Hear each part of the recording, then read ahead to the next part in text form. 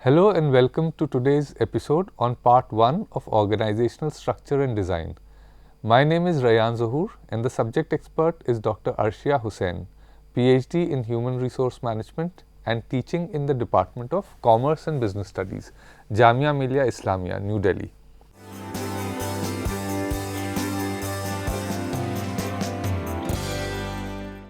Organizing an organizational structure has gone through a lot of changes in the past few years.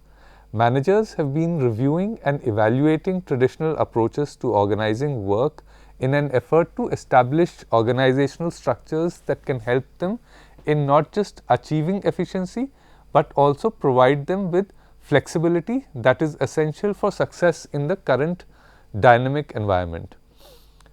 Organizing has been defined as the process that creates an organization's structure. The process of organizing is important and there are several purposes that it serves.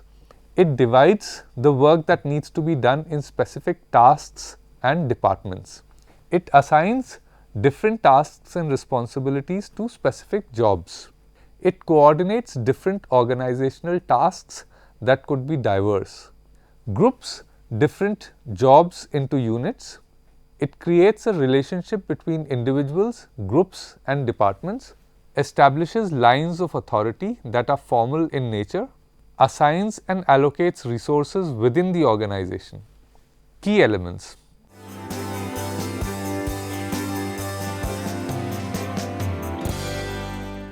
Organizational structure is the manner in which job tasks are formally grouped, divided and coordinated within an organization.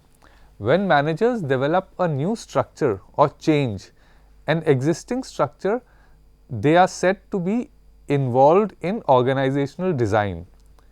It is a process that requires decision making about 6 elements, which are work specialization, departmentalization, chain of command, span of control, centralization and decentralization, formalization, work specialization.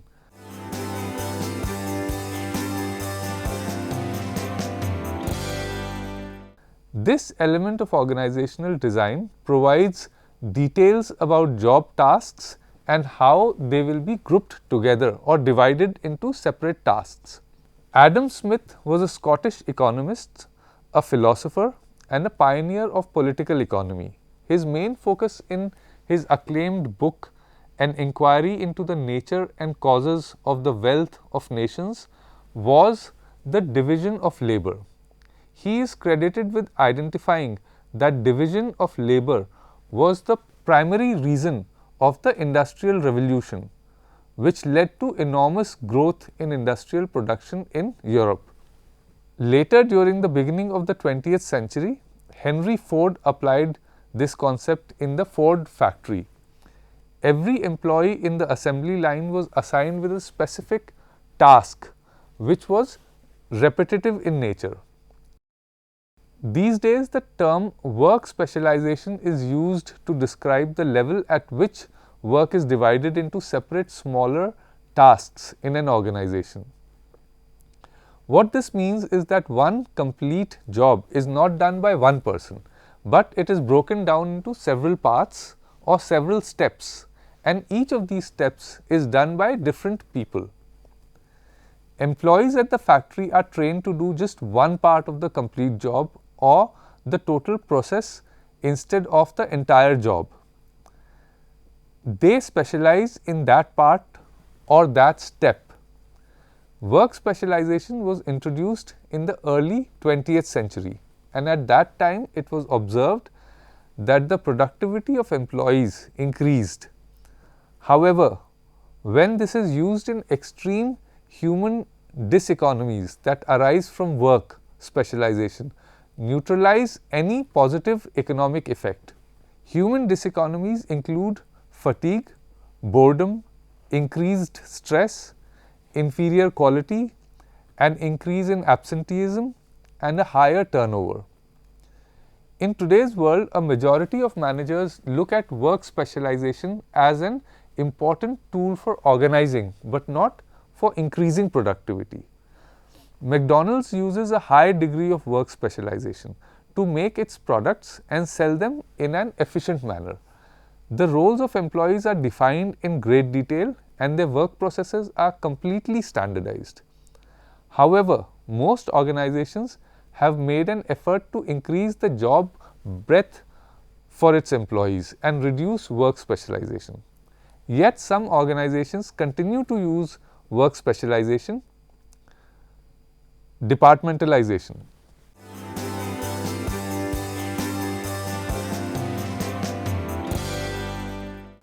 Jobs are divided to achieve work specialization. However, once that is done, they are often grouped together again. This is done in order to coordinate common tasks and make the process efficient. Jobs are regrouped together to create departments, and this process is known as departmentalization. Organizations have their own unique way of classifying work activities and grouping them together. There are 5 common forms of departmentalization. Functional departmentalization. In this form, work activities are grouped together based on the functions that are performed. This approach is appropriate for all kinds of organizations. However, the functions are different and are based on the purpose of the organization and the work it does. The positives of this form are: efficiencies are achieved by putting together employees with similar specialities, common skills, knowledge and orientations. There is higher coordination within functional areas. Specialization is in depth. Negatives of this form are: communication is poor across functional areas, the view of organizational goals is limited. Product departmentalization. In this form, work activities are grouped together based on the product line. Following this approach, one manager is given authority over one major product area. Each product area would have a different manager who takes the responsibility for everything that has to do with that product line. An example of this can be seen with the company Estee Lauder, which sells various cosmetics which are represented by different product lines. The company's own product lines include Clinique and Origins. Beside this, it has a product line called MAC Cosmetics, and it also has its own original product line, Estee Lauder Products. Each of these product lines are run as a different company. The positives of this form are: specialization in specific products and services is possible. Managers have the opportunity to become experts in the industry that they are in. The management of the product line can build a close relationship with their customers. Negatives of this form are: sometimes there is a duplication of functions. The same functions are performed by different product lines. The view of organizational goals is limited. Geographical departmentalization. In this form, work activities are grouped together on the basis of territory, area or geography. For example, North India, South India, Central India or West Asia, Eastern Europe and Latin America. Teams are formed and operate for one specific region and are largely responsible for that geographical area. The positives of this form are: the management is able to effectively and efficiently handle any issues specific for that region that might arise during regular day-to-day operations. The organization is in a position to service the needs of their markets that are unique to specific geographical regions. Negatives of this form are: sometimes there is a duplication of functions. The same functions are performed by different geographical departments. There could be a feeling within the team members of the geographical region that they are isolated from other areas in the organization. Process departmentalization. In this form, work activities are grouped together on the basis of the flow of the products or customers. They follow a natural process where work flows around products or sometimes around customers. For example, a restaurant has a different person taking the order, a different person bringing the food and a different person preparing the food. All these different processes exist to feed the customer warm and good quality food with minimum wait time. The positives of this form are: the flow of work activities is the most efficient in this approach. Negatives of this form are: the use of this approach is possible only with a few types of products. Customer departmentalization. In this form, work activities are grouped together on the basis of customers with common needs or those who have problems that can be met in the best possible way by having specialists for each of them. Matching departmentalization to the needs of the customers can be beneficial for the organization. The positives of this form are: specialists for customers are able to meet their needs and demands and solve their problems effectively and efficiently. Negatives of this form are: sometimes there is a duplication of functions. The same functions are performed by different customer departments. The view of organizational goals is limited. Large organizations sometimes combine the different forms of departmentalization and follow an approach that is most suitable to them. For example, a large multinational organization could organize its different divisions based on functional lines, its factories based on processes, its sales and marketing teams broken down on the basis of geographical regions it operates in, and it could further break down its sales regions based on its different prominent customer groups. Two approaches in departmentalization that are used often are customer departmentalization and functional departmentalization. Dell in Canada organizes itself around the 4 customer-oriented business units that it has identified. These are home and home office, medium and large businesses, small businesses, and government, education and healthcare. Structures that are oriented around customers allow organizations to understand them better and respond to their needs faster. Several organizations follow the functional departmentalization approach. Managers use teams that consist of groups of individuals that are skilled in various specialities and can work together in order to increase the knowledge and improve the understanding of some of the important organizational tasks. These are known as cross-functional teams. Such teams are capable of working on various functions at the same time. An organization that follows this approach makes it easier to meet the needs of the customers as soon as possible. Chain of command.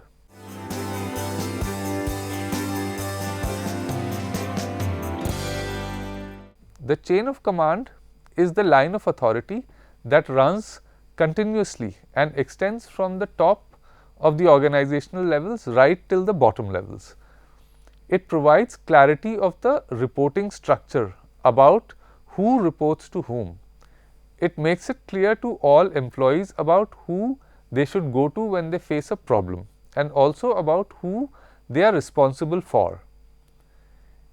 In order to discuss the chain of command, it is essential to discuss several other concepts like authority, responsibility, accountability, unity of command, and delegation. Authority.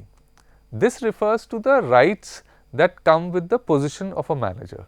It tells workers and managers what to do, and they are expected to do things accordingly. In order to facilitate the decision-making process and the coordination between different teams and departments, the manager becomes an important part of the chain of command in the organization. The managers have certain responsibilities in order to effectively complete them. They are given a certain level of authority. Responsibility. Managers need to coordinate and consolidate the work of employees. In that process, the employees have an obligation to perform the duties that are assigned to them. This expectation from the employees to perform their duties is known as responsibility. Accountability. The employees need to complete the tasks that are assigned to them and they are accountable for their work. This accountability is essential and the managers need to report the work done by the employees and justify it to their supervisors. Some organizations maintain a dashboard for employees through which their performance is tracked on a continuous basis. This reminds the employees that they are accountable for their work and gives them and their managers a clear picture of how well they are fulfilling their responsibilities. Unity of command. This concept of unity of command allows organizations to secure a constant line of authority. It makes it clear that all employees should get instructions from only one supervisor. This is important so that there is no confusion about who needs to be followed and what needs to be done.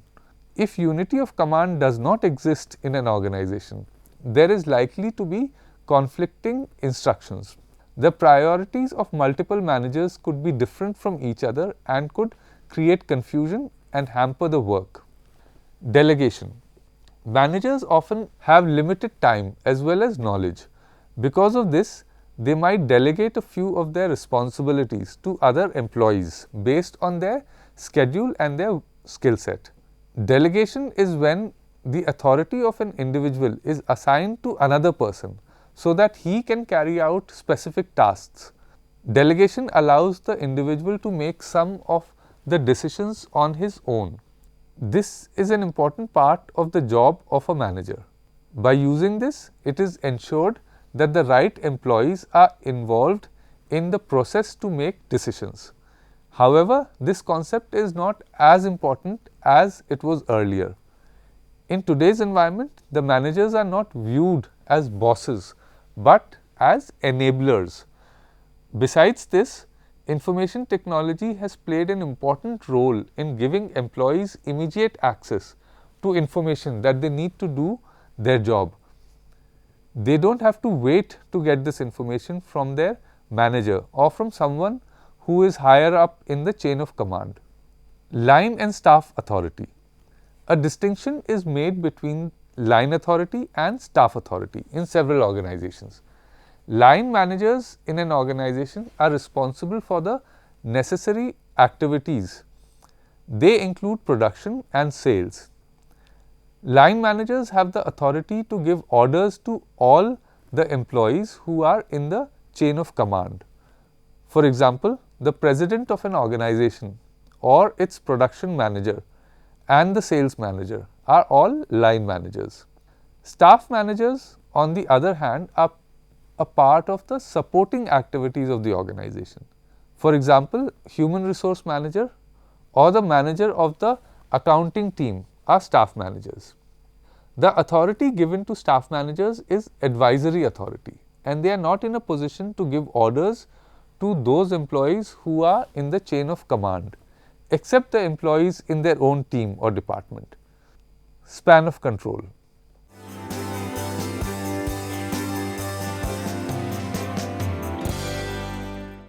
The span of control refers to the number of employees a manager can effectively and efficiently manage. This assessment is important because the answer to this determines to a large extent the number of levels and managers that the organization is going to have. The more efficient an organization is, the larger its span of control is going to be, considering all other things are equal. Let us take an example which has two organizations and both of them have 100 employees. If organization A has a uniform span of 5 employees and organization B has a span of 10 employees, organization B will have fewer levels and fewer managers. In our example, organization A will have 30 managers and organization B will have only 10 managers. If the annual salary of each manager is 10 lakh rupees, organization A will have to pay 2 crore rupees more than organization B every year in just managerial salaries. Clearly, a wider span is more efficient in terms of costs. However, wider spans beyond a point begin to reduce effectiveness of the manager. If the span becomes too large, it is likely that the performance of employees is likely to suffer. This is so because the managers will be stretched and they might not have the time to provide the required leadership and support to employees and the tasks they perform. A highly effective manufacturing plant would generally have around 40 production workers aligned to one supervisor. However, in a large call center, the number of employees aligned to one supervisor could be as high as 50. Contemporary view. In today's environment, the view of span of control acknowledges that there are multiple factors that influence the optimal number of employees a manager is capable of handling in an effective and efficient manner. These factors include the capability and skills of both the managers and the employees, and also the nature of work that is being done. For example, if employees have received extensive training and have adequate experience, they will need less direct supervision as compared to employees who are either not trained well or don't have enough experience, or both. Managers with trained and experienced employees will be able to function well with a wider span. Other factors that influence the optimal span include similarity of the tasks done by employees, how complex those tasks are, the proximity of the employees and the managers, the level of standardization that has been put in place, the effectiveness of the information system used by the organization, the culture of the organization, and the style of operating of the manager. Better technology enables a wider span. It allows employees and their managers to communicate with each other more effectively. It also makes information readily available for employees and helps them do their jobs better and faster. In recent years, the span of control has become larger. This is in line with the organization's efforts towards cost reduction, faster decision making, increased flexibility, empowering employees, and getting closer to their customers. At the same time, organizations are investing extensively in employee training to make sure that the increase in span of control does not affect performance in a negative manner. Summary.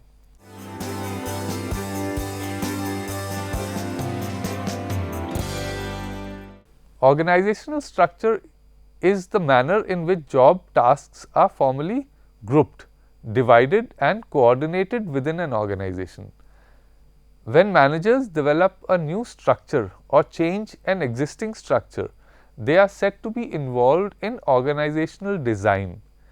It is a process that requires decision making about 6 elements. In today's episode, we have discussed 4 out of these 6 elements. Work specialization. This element of organizational design provides details about job tasks and how they will be grouped together or divided into separate tasks. The term work specialization is used to describe the level at which work is divided into separate smaller tasks in an organization. Departmentalization. Jobs are divided to achieve work specialization. However, once this is done, they are often grouped together again. This is done in order to coordinate common tasks and make the process efficient. Jobs are regrouped together to create departments, and this process is known as departmentalization. Chain of command. The chain of command is the line of authority that runs continuously and extends from the top of the organizational levels right till the bottom levels. It provides clarity of the reporting structure about who reports to whom. Span of control. The span of control refers to the number of employees a manager can effectively and efficiently manage. This assessment is important because the answer to this determines to a large extent the number of levels and managers that the organization is going to have. This is all we have for today. Hope the session was informative. We will meet again in the next episode with part 2 of organizational structure and design. Till then, take care and goodbye.